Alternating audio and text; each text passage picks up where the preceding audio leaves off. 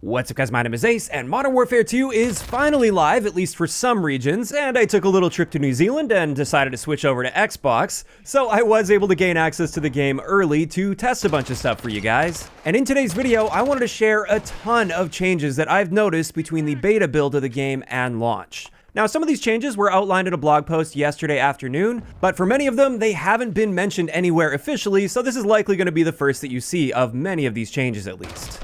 And without further ado, let's dive right into it, and we'll start it off with the points that were mentioned in the blog post. The first thing they mentioned is for visibility, they have added a diamond above enemy players' heads. So you don't get the full name tag, which is totally fine by me. I don't really care if there's a name tag or not, but we do have a red diamond there now, and this should cut down, especially on those situations where you have an enemy between you and a teammate that's on the other side of the map, and you see a blue dot above the enemy's head, so you think it's a teammate. Now it will show a red diamond above their head, so you'll know when to shoot them. It is worth noting though, it looks like you have to be aiming fairly close to the target for that red diamond to appear, so it's not super forgiving. You're not going to catch somebody in the corner of your eye due to a diamond popping up, because that just won't happen.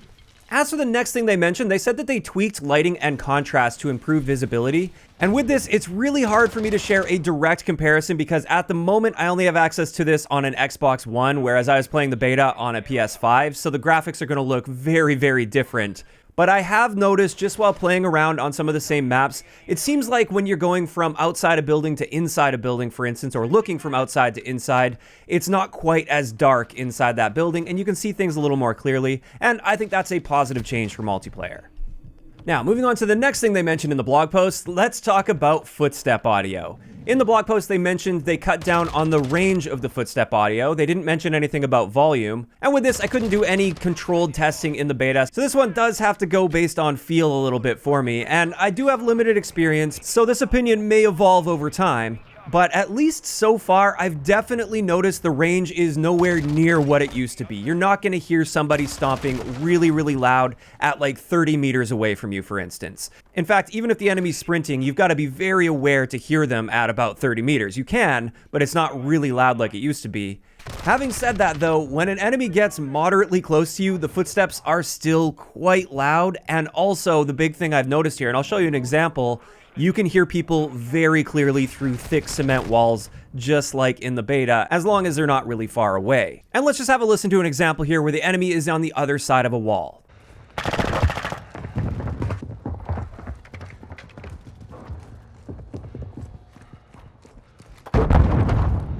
Friendly SAE on the way.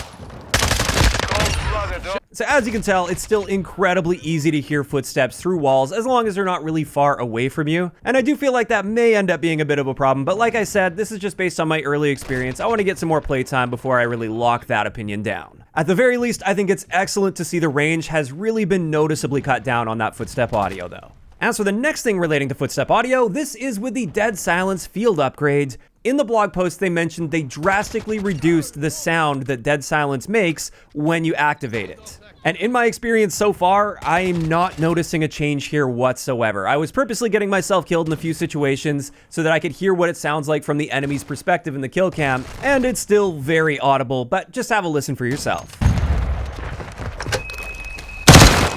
When it comes to this, I still strongly feel that there should be absolutely no activation sound whatsoever because it kind of defeats the entire purpose of this stealth item. You're essentially announcing to everybody in the vicinity that you're activating stealth mode and you're on the way to come hunt them, so they better start paying attention. And while that might be okay for a big open world environment like Warzone, I think this has zero place in multiplayer. In either case, let's move on to the next thing on the blog post here, and this is with the third-person game mode, you're now going to have the option to have third-person aiming down sight. So when you aim down sight, you don't immediately transition to first person, you're still going to be in third person, and this is what it looks like in game. I just hopped into a custom game to show this off for you guys. It is worth mentioning though that this is actually on a toggle, so in the settings, you can still toggle this back to a first-person aim down sight mode if you choose to. And I did find that to be quite interesting. Next up from the blog post, they did mention they tweaked a bunch of the balancing for the weapons in the game, but there were no specifics given, and obviously I wasn't going to do detailed testing in the beta, and as a result, I have no idea what changed here, but just know they have adjusted some of the weapons. Next, they mentioned they made some improvements to the user interface, and they will continue to optimize it over time. And with this, it appears the general style and layout that they're using for the user interface hasn't really changed from the beta, unfortunately. However, I did immediately notice that it seemed a lot more intuitive to navigate through these menus. In the beta, many times I would find myself like backing out from a perk, and it would back me all the way out to the perk package, whereas I just wanted to back out and edit the other perks within that package. And in the launch build of the game, it's much more intuitive. It makes sense navigating through these menus, and it doesn't suddenly kick you back to a menu that you weren't trying to get to. And as a result, I would definitely say there have been some improvements made here, but I am hoping they continue working on this like they mentioned they would in the blog post. After that, they mentioned they refined many of the movement mechanics, but they didn't go into too much detail here. So I went in and did the testing for myself. Keep in mind, a lot of this is just based on feel. But the first thing I'll mention here is they've effectively eliminated bunny hopping. Now, jump shotting is still very effective, so the first jump, you can still jump around a corner, aiming down sight and shooting your targets. It's that little bunny hop after the initial jump shots that they've effectively eliminated from the game, at least until somebody finds a workaround, if they do. But that is the first very noticeable change they made to the movement. The next thing is with sliding, it just seems like they've smoothed out the animation a little bit for sliding. I don't know if they really changed like the sliding distance or acceleration or anything, but it does seem like the overall animation going into a slide and then coming out of a slide, it just seems to be smoother overall, because in the beta, it did feel a bit clunky. And it was actually basically the same story with the dive mechanic as well. Again, I think the recovery time is still about the same as the beta, so you can't just like dive and start shooting your gun midair or anything. There is a little bit of a recovery time, but I do feel like they smoothed out some of the transitions. I feel like I can stand up a little bit faster after a dive. Again, that is just based on feel, but I will say it definitely feels better to be sliding and diving around the map now. And then finally, with the ledge hang mechanic, they mentioned they made some changes here, and as far as I can tell, it actually seems like if you grab a ledge and you just want to mantle on top of that as quickly as possible, it really feels like they have sped that animation up, so you can get up onto that object a little bit faster from a ledge hang. And finally, for the blog post items, they did mention with matchmaking, they've implemented some changes that aims to reduce lobby disbandment between matches. So disbanding lobbies will still be there, but there should at least be more instances of the lobby sticking together. At this stage, since we haven't had the full global release yet, I can't really judge this at this point, but it's something I'll be monitoring, and I'll probably make a video at some point within the next couple weeks talking about this. And that right there is everything they outlined in the blog post. Now let's move on to a bunch of the things that I've noticed that have changed between beta and launch that weren't mentioned by any official sources, at least at the time of recording this video. The first thing is the perk charge rates. Now, with the beta in the first weekend, your bonus perk, or the second tier of perks, would have a 4-minute base charge time, and then it's reduced by 1 second for every 10 score. And then the ultimate perk was 8 minutes with the same score requirements. Now, throughout the second weekend, they actually cut those times literally in half, so then it was 2 minutes and 4 minutes respectively. And for the full build of the game, the base charge time for the bonus perk is 3 minutes and 30 seconds, and the ultimate perk is 7 minutes. Of course, those are just the base charge time. As you earn score, that will also be cutting down that time by 1 second for every 10 score. So it turns out at launch, we're actually significantly closer to the first weekend of the beta than the second weekend when it comes to those perk charge times. And as a result, that ultimate perk is likely not going to be available to you for about half of the match now. And speaking of charge times, let's have a look at field upgrades. They did change up some of the charge times for the field upgrades, and let's go through all of the ones that changed. When it comes to the TAC camera, this one in the beta was a medium charge time. Now it's a fast charge time, so that was a buff. Then when it comes to the inflatable decoy as well as DDoS, these were both slow charge times in the beta, and now they're fast charge times, so that was a big buff to those ones. Then when it comes to the field upgrades that got nerfed between beta and launch when it comes to their charge times, for both the portable radar and the tactical insertion, in the beta they were fast charging field upgrades, now they're both medium charging field upgrades.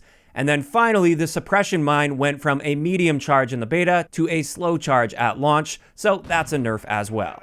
As for the next thing that I noticed immediately while playing, and this is kind of an inconsequential change, but I want to mention it anyway, with the mini-map, your teammates, instead of being triangles like they have been forever in COD, I feel like, they are now circles, but at least they still have a little triangular indicator so you can see the direction they're looking. Like I said, kind of an inconsequential change, but a change nonetheless. As for some settings that are different between beta and launch, the first thing is we now have access to a square or a round minimap, and I'm pretty sure in the beta we only had access to the square minimap. Also, a setting that I was really hoping we'd see after playing the beta of the game, this is the ability to toggle between the traditional spectating mode, where you just see what that player is seeing in first person as if you were playing as that person, so you can see if they're hitting or missing shots. You can now select that, or you can go with that fancy new helmet cam spectating screen if you preferred that from the beta. I personally hated that in the beta. It actually caused a little bit of motion sickness for me, and I also didn't like the fact that you couldn't see what the player was seeing and whether or not they were actually hitting their shots. So I'm happy to see you can toggle traditional spectating on. Now, another change I noticed from the beta, I'm sure this is just going to be temporary. The museum map is currently not available in-game. I feel like they've been having some problems with that map because that was also taken out of the beta for a period of time due to some issues. So I don't know if those issues just reappeared for launch. I'm sure we'll get museum at some point down the road, but it is currently not there in the game. As for another change from beta to launch, there is a Nuke-Style Streak in the game. And this is called MGB, or Mass Guided Bombs. So it's not actually a nuke, but it's the same idea of a nuke. And with this, it's a hidden streak that you get for going on a 30 kill streak with your gun without dying. In Team Deathmatch, at least, it is a game ender. I'm not too sure about objective game modes, but it is really nice to see that they added this because it wasn't there in the beta, and that had some people nervous, but I think they were just trying to keep it under wraps until launch. Now, moving on to the next change that I noticed from beta till launch, this is the screen when you're hurt. In the beta, it would just darken everything. It would give you a really dark vignette around the edges of your screen, and overall, everything would get super, super dark, and you'd lose a lot of that contrast that you'd normally have, making it very difficult to see what's going on when you're hurt. Whereas at launch, it looks like they've gone to a bit more of a traditional style, where instead of turning like black, it turns a red color. So you can still have a good indicator that you're hurt. This may still obstruct your vision to some degree, but in my initial experience so far, I much prefer this red screen at launch compared to that really darkened screen in the beta, because you at least still have some contrast. You can still see what's going on in front of you a little bit better when you're hurt really bad. Also, when it comes to the Hitmarker audio at launch, this seems to be improved from the beta. In the beta, I was noticing that I often didn't hear the hit markers at all, or if I did, I'd only hear some of them. Like if I hit a target 4 or 5 times, I would only hear 2 hit markers in that gunfight. Whereas at launch, it seems like the hit markers are definitely more audible than they were in the beta, and as far as I can tell at least, it seems like they're actually playing for every hit that you receive, so you get much better feedback when you're shooting your targets. And on a similar note to that, when you get a kill on an enemy player, there's a very distinct kill sound now at launch, whereas in the beta, that wasn't there. And while I feel his sound is maybe a little bit on the pitchy side, it is nice to get that extra bit of feedback that lets you know that that target's now dead and you can move on to the next one. I know you get the visual feedback, but it's always nice to stack the audio feedback on top of that. And with that, that's finally gonna wrap it up for the list of everything that I've noticed so far that has changed from beta until launch. Now, I'm sure I'll continue to discover more and more little things as time goes on and as I get some more experience with the game, but these are the main things that stood out to me and the things that I've tested so far. Overall, I'm quite happy with many of these little things that I'm seeing. Now, unfortunately, there weren't any big fundamental changes to any of the systems that were heavily criticized in the beta, and I honestly didn't really expect much of a change there. Things like the perk system, for instance, I was kind of hoping for a bit of a rework in some way, but they didn't do that. At the end of the day, though, I do think we're seeing some nice improvements from beta till launch. And I'm really excited to just keep grinding with this game and discovering more about it. And this is where I want to hear from you guys in those comments down below. Based on what you've seen so far, are you generally happy with the changes they've been making from beta till launch,